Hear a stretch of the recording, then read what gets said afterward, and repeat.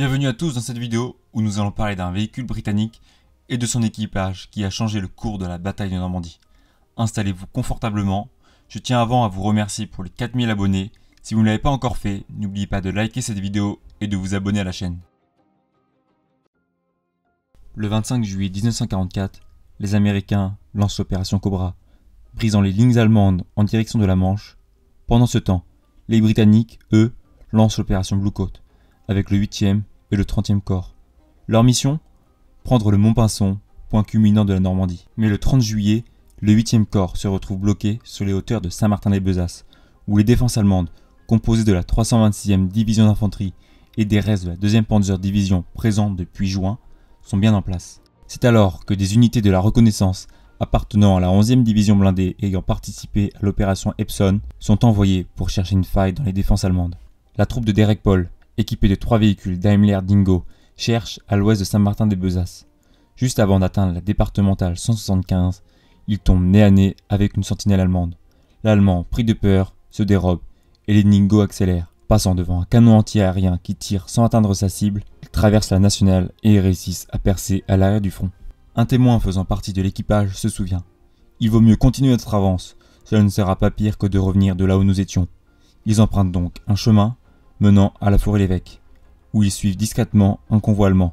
Cela ne les inquiète pas, car les Allemands récupéraient souvent du matériel britannique. Après avoir percé 15 km dans le front, ils découvrent un pont totalement intact. Pour une raison simple, nous nous situons en plein sur une limite d'opération entre les Fallschirmjäger de Meindl et la 326e division d'infanterie. Les parachutistes pensent que c'est le rôle de l'infanterie de détruire le pont, et l'infanterie pense que c'est au para. Derek Paul fait donc passer ses 2 véhicules et cache les Dingo. Plusieurs messages envoyés alertent de cette opportunité d'un pont intact mais difficile d'accès. À 10h35, le pont est toujours intact et non défendu.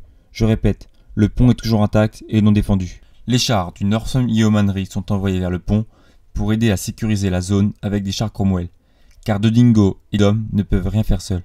Un tank Cromwell sera détruit par la défense allemande, vu précédemment par Derek Paul. Il rencontre de la résistance à la Ferrer-Aran, mais à 14h, les Cromwell peuvent sécuriser le pont. Cela permet de prendre le village de Béni-Bocage facilement, tandis que le front reste toujours bloqué à Saint-Martin-des-Bezasses. Béni-Bocage est alors pour la division le premier village libéré sans destruction et avec des civils heureux. Cette avancée de 20 km dans le front désorganise totalement les défenses allemandes.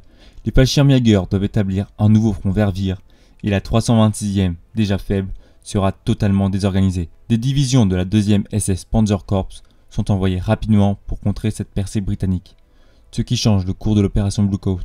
Cela facilite grandement la percée et la formation de la poche de falaise. 2 divisions allemandes sont retirées du front de Caen, la 9e SS Hohenstaufen et la 10e SS Frundsberg, ce qui permet de laisser des éléments allemands sur le front, sans aide pour l'opération Lüttich lancée le 8 août 1944 par Adolf Hitler. Ainsi, 2 véhicules britanniques, souvent réputés pour leur inefficacité, auront eu un rôle majeur dans la bataille de Normandie. Aujourd'hui, ce pont s'appelle le pont du Taureau, et il a permis un raccourcissement énorme de la bataille de Normandie, évitant davantage de pertes humaines. Car effectivement, le fait de retrouver un pont intact et de faire une percée sur plus de 15 km des lignes allemandes, ça a complètement changé le cours de l'opération Blue Coat. En tout cas, j'espère que cette petite vidéo vous aura plu et j'espère vous avoir appris quelque chose sur un événement pas connu.